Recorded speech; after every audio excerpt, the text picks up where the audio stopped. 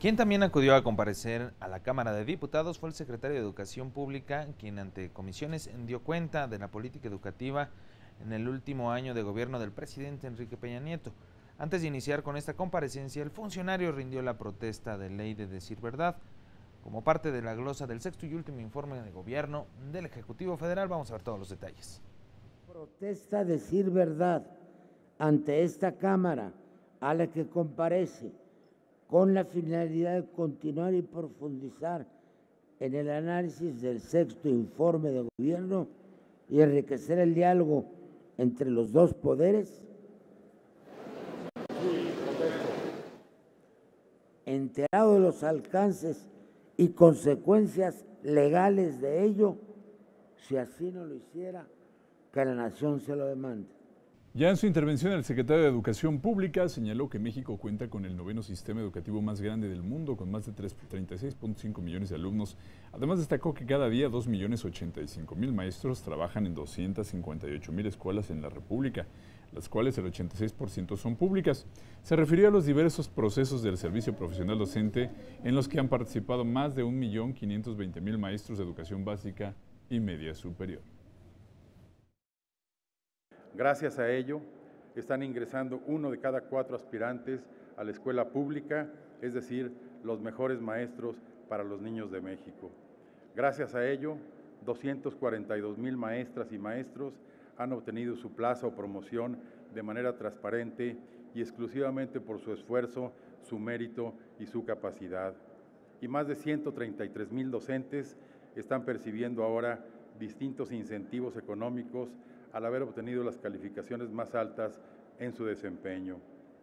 Bueno, destacó que actualmente México tiene una tasa de analfabetismo de 4.1%, la cual dijo es la más baja en toda la historia. Habló también de la reforma educativa, la cual destacó establece el perfil del ciudadano que se pretende formar, detalla los nuevos contenidos, materiales y los principios pedagógicos.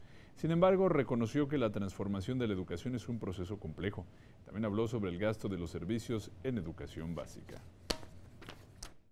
Con la creación del Fondo de Aportaciones para la Nómina Educativa y Gasto Operativo, ha sido posible introducir eficiencia y transparencia en el pago de los servicios de educación básica y normal en los estados, cumplir con obligaciones fiscales federales de 37.000 millones de pesos adicionales de ISR tan solo en el primer año de operación y de 84.000 millones de pesos en total en el año 2017 y regularizar más de 44.000 plazas, cuyo costo equivalía a más de 5.000 millones de pesos anuales.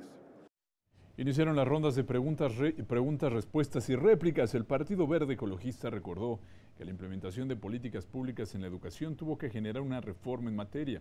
El diputado Jesús Sergio Alcántara Núñez cuestionó sobre las recomendaciones hechas por la OCDE en materia educativa. La reforma educativa también ha tomado las recomendaciones de las Naciones Unidas y las ha incluido en los planes y programas de estudio de todos los niveles. En este sentido, señor secretario, deseo nos responda, ¿por qué México siguió las recomendaciones de la OECD para la elaboración de la reforma educativa? Los cambios educativos que se produjeron en este sexenio no fueron derivados de una recomendación de la OCDE.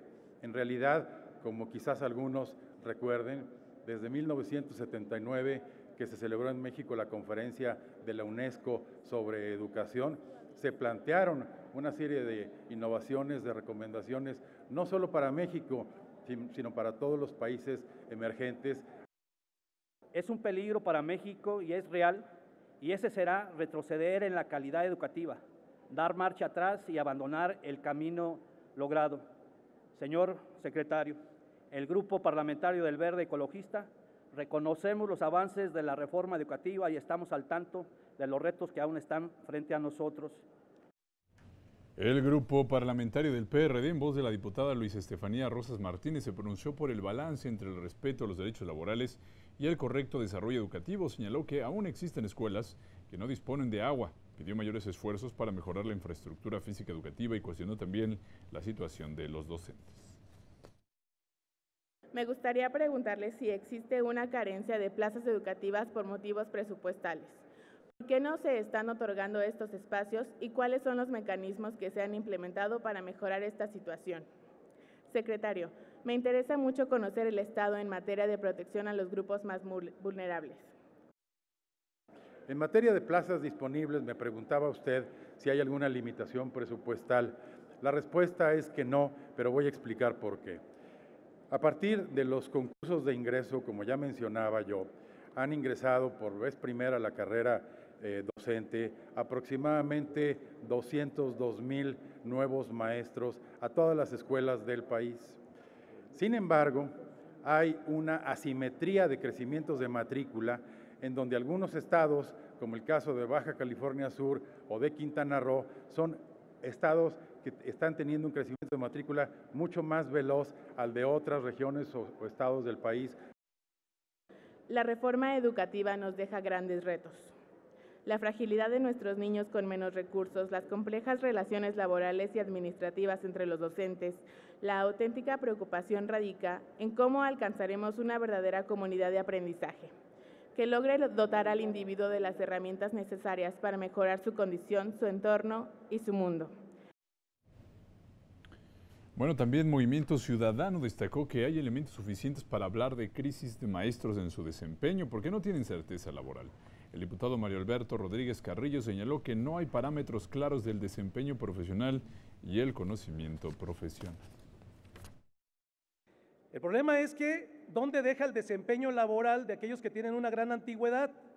Si esta promoción los lleva en poco o mediano tiempo a algunos a obtener algunos espacios que otros pudieran demostrar con su desempeño profesional. No todo es conocimiento profesional. Estoy de acuerdo que el conocimiento profesional puede determinar algunas cosas, pero no todo es así. También el desempeño profesional va de la mano. Yo soy de la opinión de que debiera ser únicamente el examen de ingreso, quizás una evaluación diagnóstica a los 2 años y de ahí su plaza definitiva para que siga en todo caso haciendo los procesos de evaluación del desempeño que están establecidos actualmente en la legislación. Sin embargo, déjeme decirle que en materia de desempeño, esta ley o esta reforma incorporó probablemente las prácticas más usuales o más interesantes que hay en el mundo y no son procesos hechos, digamos, a la carrera. Me parece a mí que hay una cantidad de instrumentos que pueden dar una manera más integral, más holística de hacer evaluaciones más objetivas. Hoy lo que hay, por eso se dice que es una evaluación punitiva, porque solamente considera algunos elementos y me parece que si no estábamos preparados para hacer una evaluación más integral, pues habríamos que haberla detenido. Bueno, el diputado Benjamín Robles Montoya del PT se refirió a la reforma educativa. Criticó que esta incluya temas como evaluación punitiva y ascensos meritorios. Además, cuestionó el estado de la educación superior.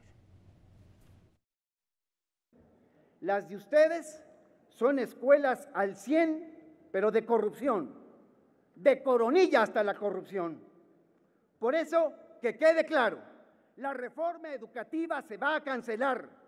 Se acabaron los negocios en la educación. Habrá reforma, pero se va a construir con el magisterio. Tengo a la mano los de las 10 universidades que atraviesan situaciones críticas, que es del orden, su déficit acumulado es del orden de 15,000 millones de pesos. ¿Por qué pasó así? Pues pasó porque fue un proceso que se fue larvando con el tiempo. Porque ustedes que se llenan la boca diciéndole al país que es muy peligroso cancelarle las oportunidades de desarrollo a México, y lo dicen por la cancelación del proyecto original del nuevo aeropuerto, son precisamente los mismos que han sido incapaces de evitar la quiebra de las universidades públicas en este país. Bueno, a nombre del Grupo Parlamentario de Encuentro Social, el diputado Iván Arturo Pérez Negrón Ruiz sostuvo que la educación es una columna irreemplazable para la generación del capital humano que necesita México y cuestionó al funcionario sobre la infraestructura y equipamiento escolar. Derivado de los sismos del año pasado, ¿cómo se reorientaron los recursos del programa Escuelas al 100 y cuál es el avance al día de hoy de este programa tan importante y cómo se han atendido los planteles que resultaron severamente dañados.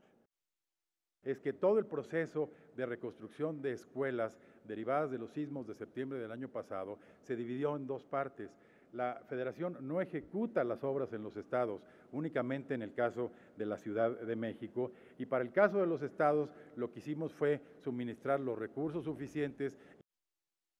Consideramos que el programa Escuelas al 100 es una experiencia digna de tomarse en cuenta, pero que habrá que perfeccionarse en beneficio del sistema educativo nacional. En su oportunidad, la diputada Cintia Ileana López Castro del PRI habló de los beneficios de la reforma educativa, como la inversión en materia de infraestructura física y la ampliación de becas. Además, cuestionó al funcionario sobre las consecuencias de cancelarla. Yo le pregunto, secretario, ¿qué implicaciones habría en el corto plazo ante una cancelación de los componentes de dicha reforma? ¿Qué consecuencias tendría nuestro país y de qué manera afecta a la educación de calidad? Yo lo que diría es que con todos los ajustes, con todas las mejoras, con todos los cambios que sea necesario hacer para mejorar una política de esta naturaleza por el bien de las niñas y de los niños, no se pierda el ritmo. El presidente Enrique Peña Nieto ha estado a la altura de lo que exige hoy el mundo: cambio pedagógico, equidad, inclusión, reflexión, aprendizaje, lengua indígena como lengua materna, docentes con acompañamiento pedagógico, gobernanza educativa. El diputado Ernesto Alfonso Robledo Leal del PAN lamentó que se haya desperdiciado la instrumentación de la reforma educativa y sostuvo que hay pendientes en la misma. En este contexto, cuestionó los cambios que se han generado. ¿Cuál es la evolución y cuáles son los cambios en el logro de los aprendizajes de los alumnos de educación básica en pruebas nacionales e internacionales de México a partir de esta reforma? ¿Cuáles han sido los avances según la evaluación del servicio profesional docente? ¿Y qué logros se han tenido en estos años en materia de mejora de la enseñanza? Me parece a mí que es muy importante el poder advertir que en la prueba 2015 comparada con 2017 hubo ya 11 estados que incrementaron sus puntajes promedio. Sonora, por ejemplo, en 29 puntos, Colima en 14, Coahuila en 13, Sinaloa en 13, Campeche en 11, San Luis Potosí en 10. Con una enorme responsabilidad al haber conseguido avances importantísimos en materia educativa y a nivel constitucional y de leyes en nuestro país, no podemos sino expresar nuestra decepción. Señor secretario, ¿qué manera de desperdiciar esta reforma educativa? A nombre del Grupo Parlamentario de Morena, la diputada Adela Piña Bernal sostuvo que la reforma educativa es fallida y criticó que el funcionario presentara datos estadísticos que distan de la realidad. La realidad es que vivimos una auténtica tragedia en todo el sistema educativo, desde preescolar hasta el posgrado. Solo hace falta visitar cualquier región de nuestro país para observar el nivel de abandono en que se encuentran las escuelas y los centros educativos en general. Sí, reconozco y en parte algunas de las intervenciones que aquí se han señalado lo reflejan, que pudimos haber tenido procesos mucho mejores de comunicación o distintos procesos de comunicación dependiendo de los públicos o de las audiencias a los que fuera necesario llegar. Los maestros no nos negamos a la evaluación, exigimos la evaluación, pero una evaluación formativa, no una evaluación punitiva.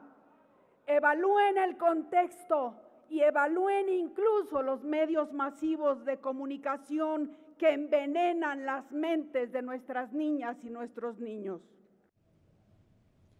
Después de 3 rondas de preguntas y respuestas y participaciones desde su curul, a las 18 horas concluyó la comparecencia del secretario de Educación, Otto Granados, como parte de la glosa al sexto informe de gobierno del presidente Enrique Peña Nieto. Esta presidencia da por concluida la comparecencia del secretario Otto Granados Roldán, secretario de Educación Pública, y el cumplimiento de los artículos 69 y 93 de la Constitución Política de los Estados Unidos Mexicanos, de conformidad con lo que establece el artículo 7º, numeral 5, de la Ley Orgánica del Congreso General de los Estados Unidos Mexicanos, la versión estenográfica de esta sesión será remitida al presidente de la República para su conocimiento. Se pide a la comisión encargada acompañe al ciudadano secretario a abandonar el recinto. Ahí tiene usted todos los detalles de estas comparecencias que ocurrieron en los meses pasados, tanto en el Pleno como en comisiones de la Cámara de Diputados.